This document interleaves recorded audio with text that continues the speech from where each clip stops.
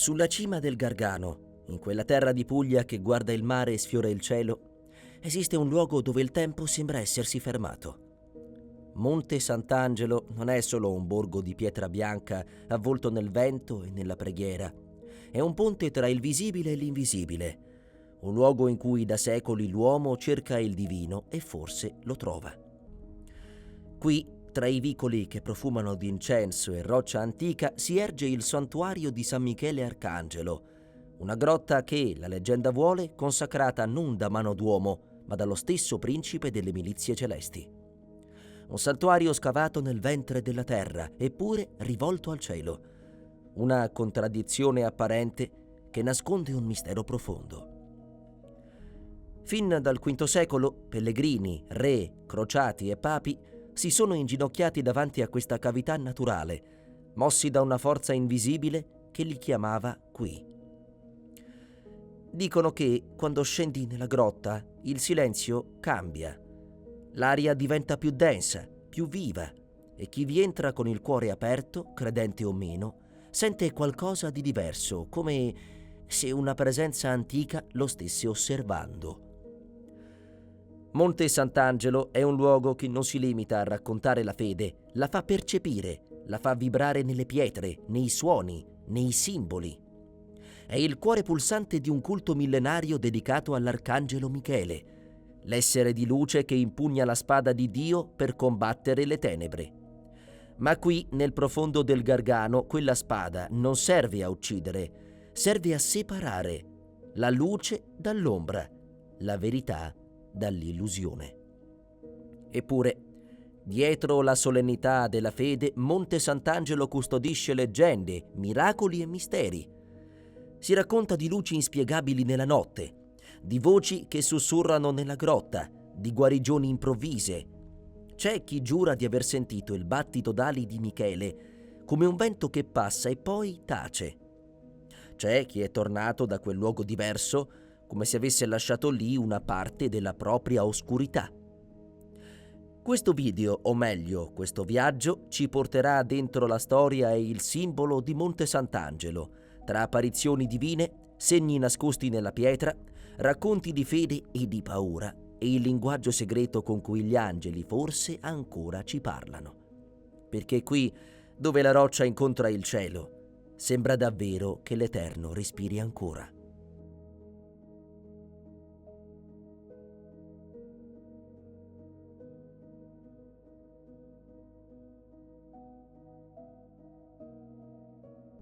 Molto prima che le campane di Monte Sant'Angelo risuonassero nel vento del Gargano, il nome di Michele già attraversava i secoli come un'eco di luce e di fuoco.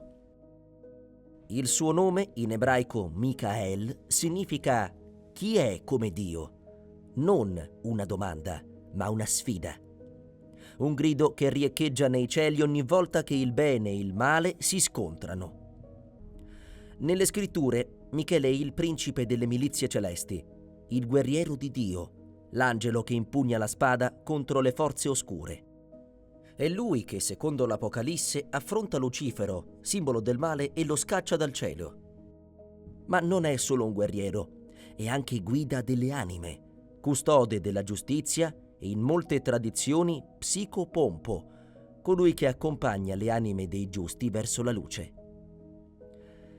Il suo culto, tuttavia, non nasce nel cristianesimo.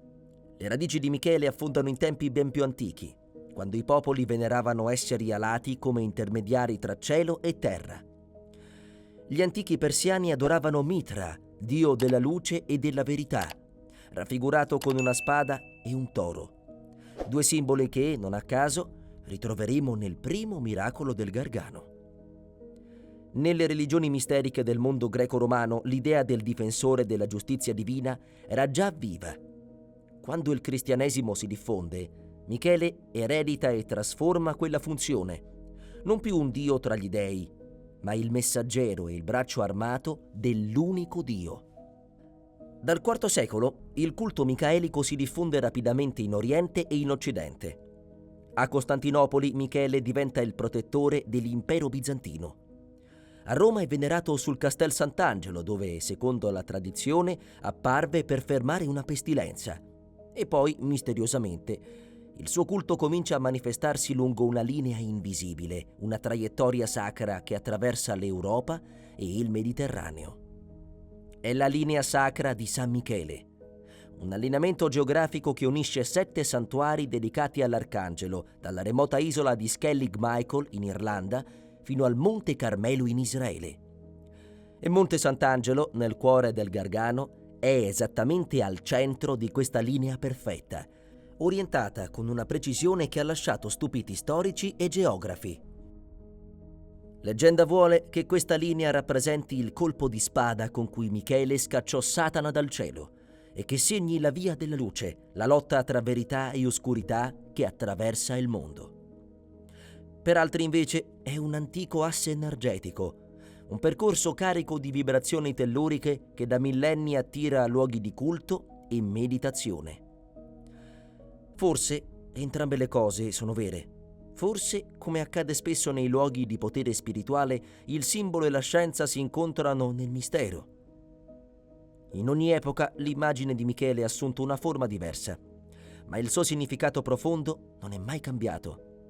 È il difensore, il protettore, colui che divide la luce dalle tenebre.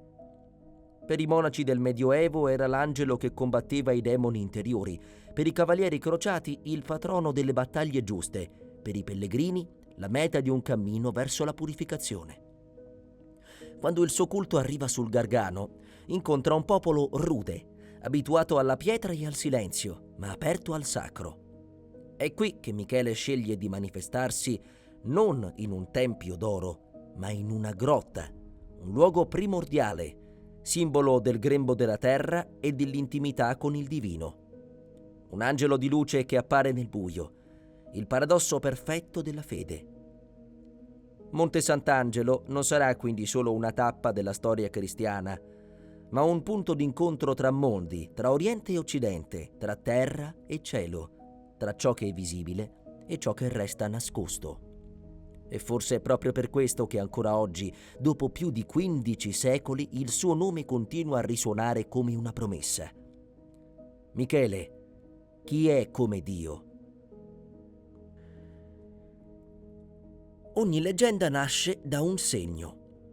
Sul Monte Gargano quel segno si manifestò per la prima volta nel 490 d.C., quando il tempo degli dei era ormai tramontato, ma il cielo non aveva smesso di parlare agli uomini.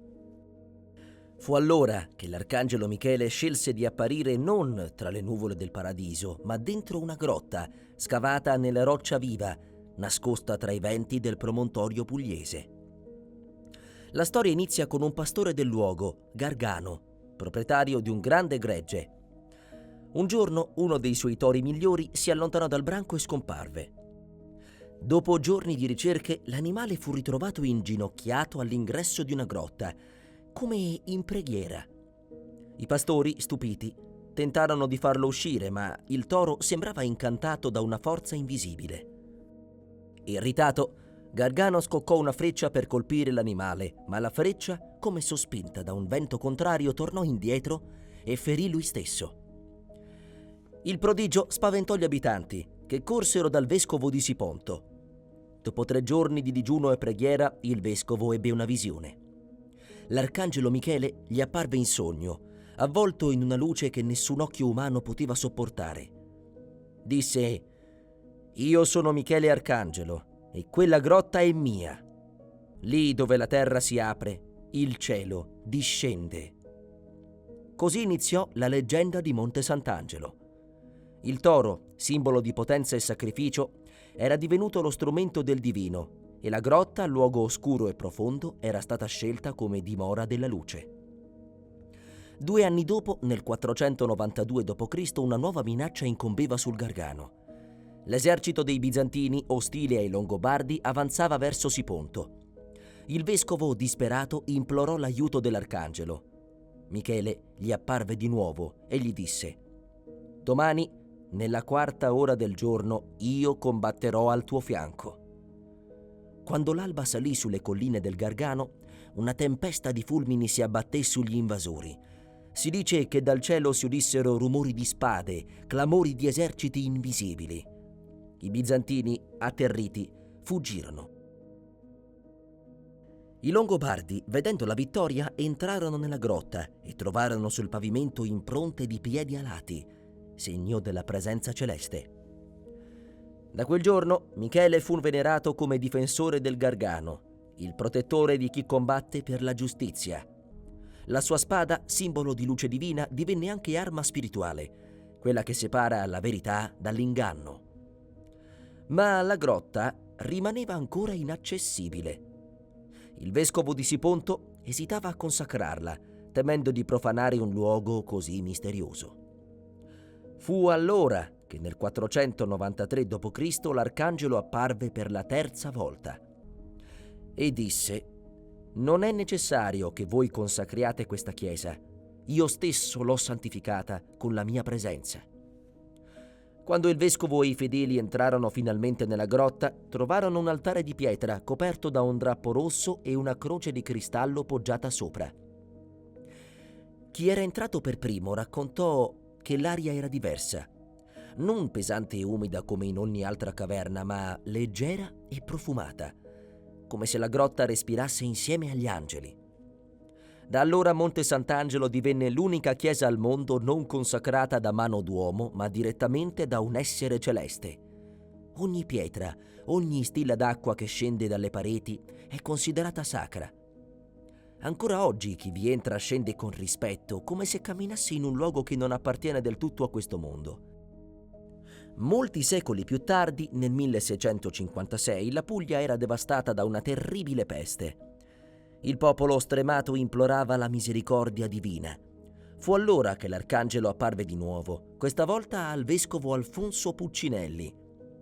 Gli ordinò di benedire le case e gli abitanti con pietre tratte dalla grotta, segnate con il segno della croce e le lettere M.A. Michael Archangelus. Il vescovo obbedì e la peste cessò. Il popolo vide in quell'evento l'ultima conferma della protezione dell'arcangelo sul Gargano e da allora ogni anno, il 29 settembre, i fedeli celebrano la festa di San Michele, portando in processione la statua dell'angelo con la spada fiammeggiante. Ogni apparizione non è solo un fatto di cronaca miracolosa, ma una tappa di un cammino simbolico. Il toro rappresenta l'energia primordiale da domare. La battaglia rappresenta la purificazione. La consacrazione, la rivelazione della luce interiore e la peste, la liberazione finale dal male. Così il messaggio di Michele non parla solo di fede, ma di trasformazione. È la storia dell'uomo che discende nella propria oscurità per ritrovare la luce, come chi entra nella grotta e scopre che nel punto più profondo del buio c'è ancora spazio per il cielo. Scendere nella grotta di San Michele non è come entrare in una chiesa, è come attraversare una soglia. Appena oltrepassato l'ingresso del santuario, un corridoio di pietra si apre verso il basso. L'aria si fa più fredda, il rumore del mondo si dissolve e il suono dei passi riecheggia come un battito antico. Ogni gradino non conduce solo più in profondità nella terra, ma più dentro se stessi. È un viaggio simbolico, una discesa iniziatica, un ritorno al ventre della madre terra per rinascere alla luce del cielo. All'ingresso si erge un grande portale gotico scolpito nel XIII secolo, decorato da leoni e figure angeliche.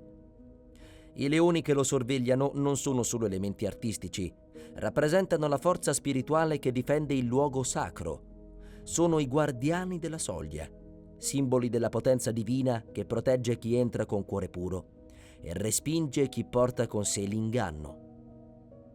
Sopra l'arco un'iscrizione in latino recita: «Terribile è questo luogo. Questa è la casa di Dio e la porta del cielo». Parole che preparano l'anima a ciò che sta per vivere, la consapevolezza di essere di fronte a qualcosa che non appartiene al mondo ordinario. Mentre si scende, la luce naturale scompare quasi del tutto.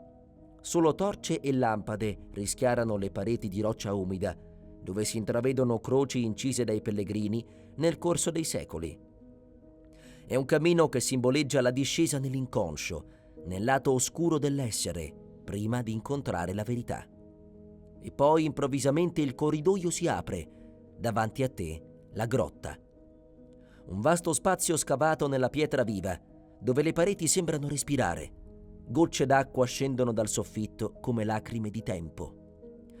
Il pavimento, levigato da milioni di passi, brilla di riflessi argentati e nel silenzio si sente un suono sottile, quasi musicale, il respiro della roccia. Al centro, l'altare dedicato a San Michele.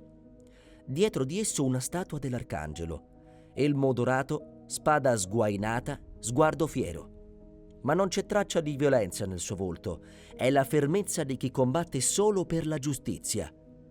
Sotto i suoi piedi il drago sconfitto, non morto ma domato.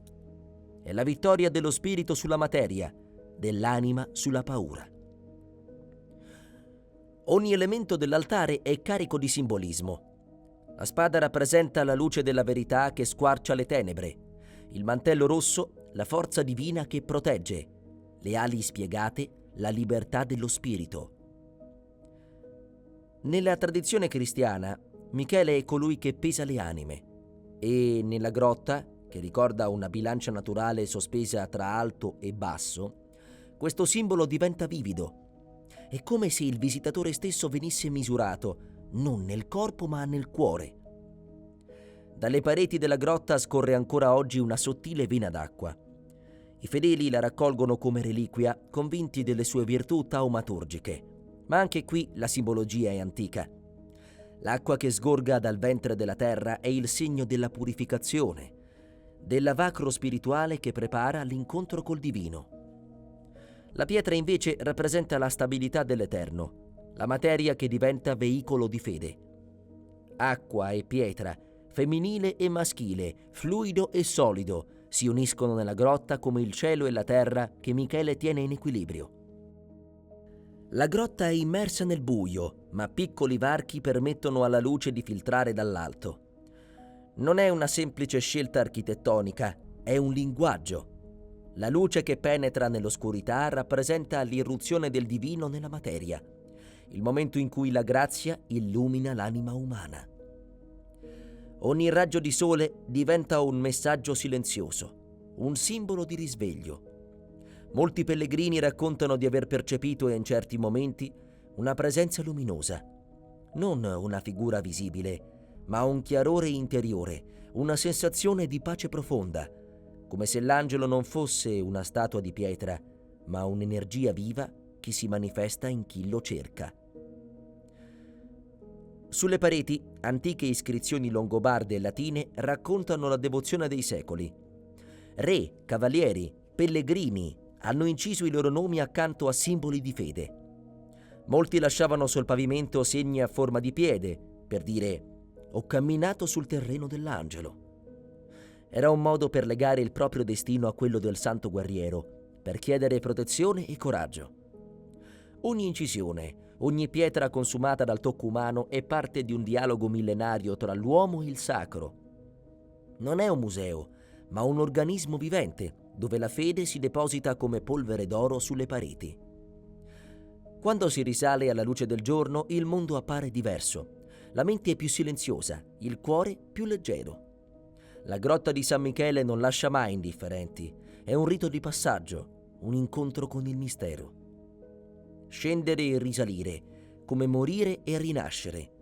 E forse è proprio questo il messaggio dell'arcangelo, che per ritrovare la luce bisogna prima accettare di attraversare il buio. Monte Sant'Angelo non è soltanto un luogo geografico, è una mappa spirituale, tracciata nella pietra e nell'anima di chi la visita. E quando si lascia la grotta si comprende che il vero santuario non è sottoterra, ma dentro il cuore di chi ha avuto il coraggio di entrarci. Monte Sant'Angelo non vive solo di storie e fede, ma anche di voci, racconti e meraviglie che si tramandano da secoli tra gli abitanti del Gargano.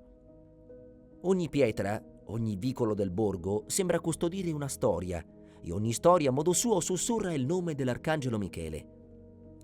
Ci sono leggende che nascono dalla devozione, altre dalla paura e altre ancora dal mistero, ma tutte hanno un filo in comune: la sensazione che su quel monte il cielo non sia mai del tutto distante.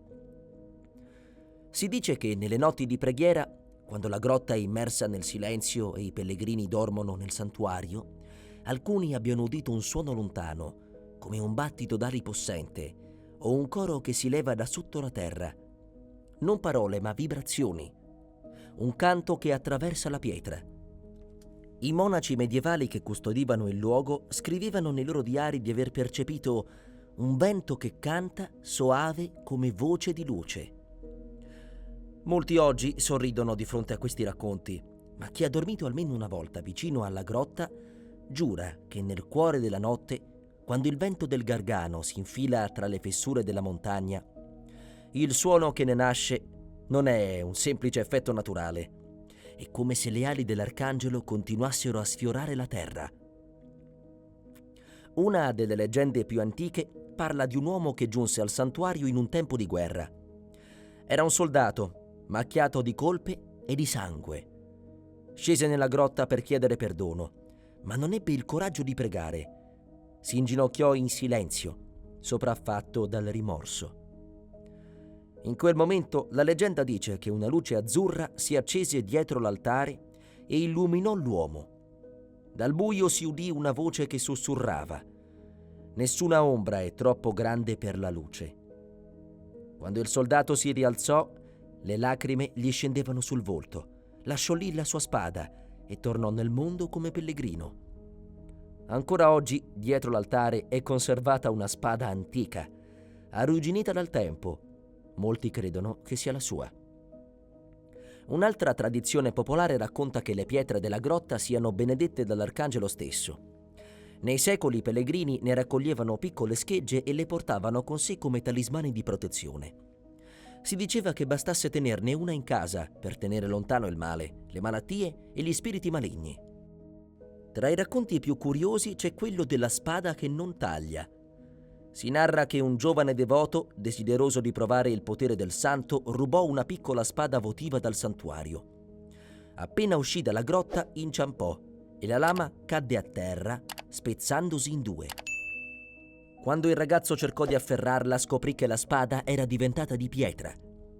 Da allora nel Gargano si dice che l'arcangelo Michele non permette che la sua arma ferisca, se non il male stesso. Molti interpretano la leggenda come un insegnamento. La vera forza non è distruggere, ma proteggere. La spada dell'arcangelo infatti non è fatta per uccidere, ma per tagliare l'illusione e liberare l'anima. Tra le mura del santuario si raccolgono anche storie più recenti. Guarigioni inspiegabili, visioni di luce, profumi di fiori in pieno inverno. Una donna del posto raccontò di aver portato il figlio malato nella grotta e dopo una notte di preghiera di averlo visto guarire. «Non ho sentito parole», disse, «solo una calma, come se qualcuno avesse tolto il peso dal mio cuore». Leggende, miracoli o suggestioni, poco importa. In un luogo come Monte Sant'Angelo, la fede e il mistero si intrecciano fino a diventare inseparabili. Ogni racconto, anche il più semplice, contiene una scintilla di verità, quella che l'uomo da sempre cerca, il bisogno di sentire che non è solo, che qualcosa di più grande veglia su di lui.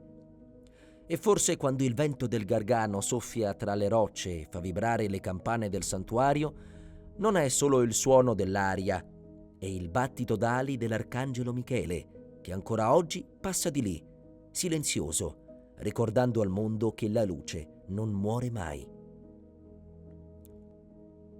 Da più di 15 secoli, la grotta dell'arcangelo Michele continua a richiamare pellegrini, studiosi, scettici e curiosi.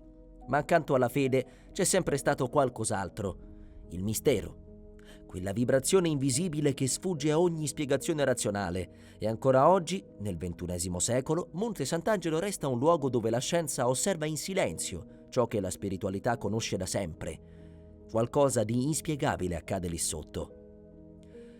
Molti visitatori raccontano di aver udito voci o canti lontani all'interno del santuario, specialmente quando la grotta è vuota. Non si tratta di eco. Il suono, dicono, non proviene da un punto preciso, ma sembra diffondersi da ogni direzione, come se la pietra stessa vibrasse. Alcuni descrivono un suono armonico, quasi corale, come di voci che pregano insieme. Altri sentono sussurri o respiri leggeri che cessano non appena ci si ferma ad ascoltare. I custodi del santuario sono abituati a queste testimonianze, molti sorridono, ma nessuno le nega del tutto, come se nel cuore della grotta ci fosse davvero una presenza viva, non ostile ma attenta. Negli ultimi decenni diversi pellegrini hanno riferito di aver visto bagliori luminosi improvvisi tra le pareti rocciose, soprattutto vicino all'altare. Piccole sfere di luce bianca o dorata che fluttuano per un istante e poi svaniscono. Alcuni li hanno interpretati come riflessi di candele o fenomeni ottici, altri come manifestazioni angeliche.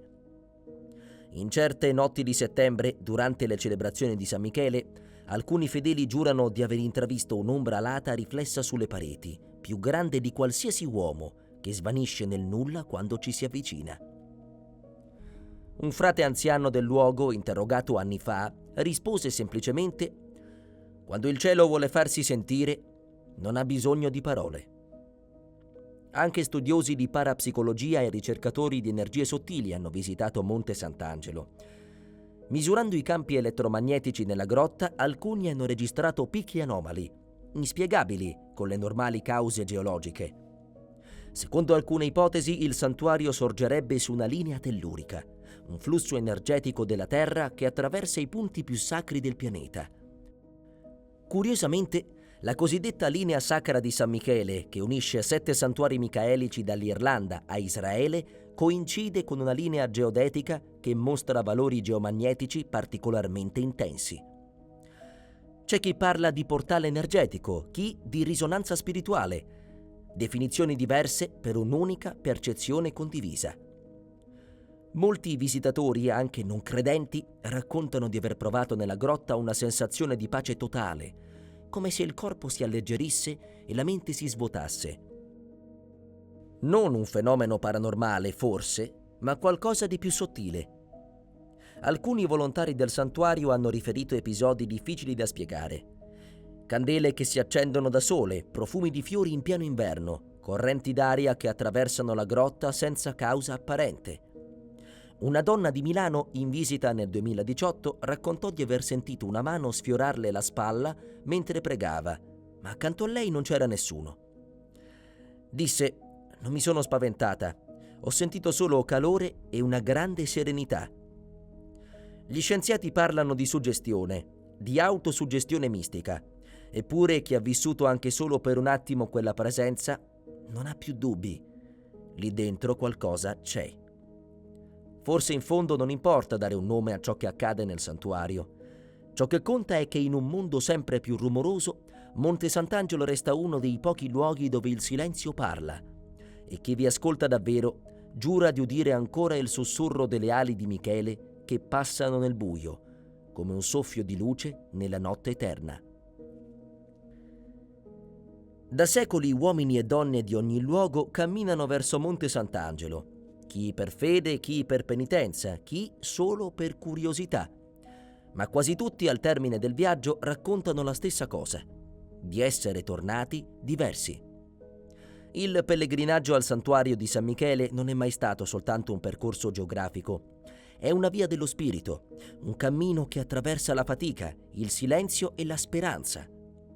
Nel Medioevo questa via era chiamata Via Sacra Longobardorum, la via sacra dei Longobardi, un itinerario che univa la pianura padana al Gargano, seguendo antiche strade romane e mulattiere di montagna.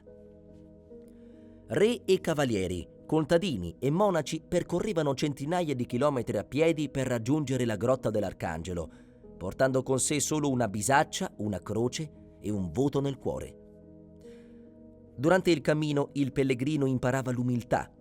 Ogni passo era una preghiera, ogni sosta un incontro. Si diceva che lungo la via Michele accompagnasse i viandanti come guida invisibile, apparendo nei sogni o nei segni del paesaggio. Una luce tra gli alberi, una brezza improvvisa, un animale che indicava la direzione. Arrivare al santuario era come entrare in un'altra dimensione. Dopo giorni o settimane di viaggio, la discesa nella grotta rappresentava la conclusione di un rito di passaggio. L'anima spogliata del superfluo, tornava alla sua essenza. Scendere verso l'altare era come discendere dentro di sé, per affrontare le proprie ombre e ritrovare la luce. Lo capì anche San Francesco d'Assisi, quando visitò Monte Sant'Angelo nel 1216. Si fermò davanti all'ingresso della grotta, ma non vi entrò. Disse ai suoi compagni: «Non sono degno di entrare nel luogo dove l'arcangelo Michele è disceso».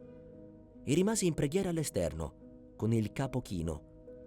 Un gesto di umiltà che divenne leggenda e che ancora oggi ispira migliaia di pellegrini. Oggi il pellegrinaggio continua. Ci sono cammini che partono da Benevento, da Roma, perfino da Mont Saint-Michel, in Francia. Si cammina per giorni, attraversando paesi, boschi e sentieri, seguendo le antiche orme di fede. Chi arriva in cima al Gargano spesso non parla. Il silenzio diventa la preghiera più pura. Il pellegrinaggio verso Monte Sant'Angelo non è solo un viaggio per vedere un luogo sacro, ma per ricordare chi siamo. È la spada di Michele che separa le nostre illusioni dalla verità. E quando alla fine il pellegrino si inginocchia nella grotta e sente il respiro della pietra, capisce che il vero cammino non è finito, è appena cominciato dentro di lui. C'è un momento a Monte Sant'Angelo in cui il tempo sembra fermarsi. Quando il vento del Gargano attraversa le scale del santuario e il sole cala dietro il mare, la luce si posa sulle pietre bianche come un velo d'oro. In quell'istante sembra davvero che il cielo tocchi la terra. La grotta dell'Arcangelo Michele non è solo un luogo di fede, è un simbolo universale. Rappresenta la lotta che ognuno di noi porta dentro, quella tra luce e ombra, paura e coraggio, materia e spirito. Michele non è solo un essere alato che impugna la spada di Dio. È la voce che dentro di noi ci ricorda di non arrenderci, di scegliere la verità anche quando costa fatica. Ogni passo nel santuario, ogni gradino che scende verso la grotta è una discesa dentro se stessi, e ogni passo che risale un ritorno alla vita con occhi nuovi. Forse è questo il vero miracolo di Monte Sant'Angelo, non le apparizioni, non i prodigi, ma la trasformazione interiore di chi vi entra. La grotta non parla, ma ascolta, non promette, ma accoglie, e nel silenzio ognuno sente ciò che ha bisogno di sentire. Il messaggio dell'Arcangelo Michele non appartiene al passato, è un richiamo eterno. Difendere la luce che abita in noi, anche quando il mondo intorno sembra cedere al buio, perché la sua spada non serve a ferire, ma a separare l'essenziale dal superfluo, la verità dall'illusione. E quando lasci la grotta e torni alla luce del giorno, capisci che qualcosa è cambiato. Non sei più lo stesso, hai toccato un frammento d'eterno. E forse, da qualche parte, un'ala invisibile ha sfiorato il tuo cuore.